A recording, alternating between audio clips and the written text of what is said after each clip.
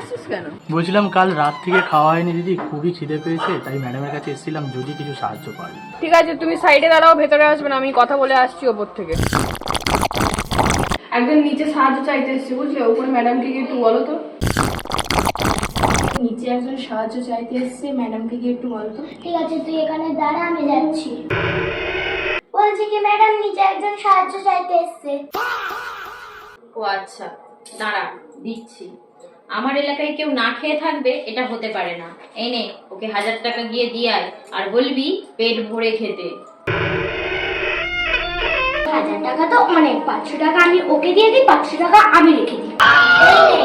Madam দিল 500 টাকাটা, নিচে গিয়ে দিয়ে দিবি।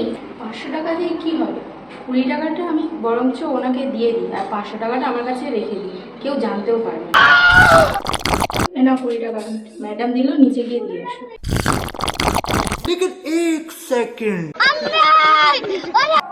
হ্যাঁ, 2 টাকা ম্যাডাম দিল, তুই খেয়ে নিস কিছু। দিদি একটু শুনবেন? কি হলো? পয়সা তো দিলাম। না, বলছিলাম যে আপনি তো 2 টাকা দিলেন, আর আমি সারা দিন ধরে 2 টাকা কামিয়েছিলাম। আমার মনে হয় আপনার খাওয়াটা খুব দরকার, আপনি এই 4 টাকা রাখুন, খেয়ে নেন।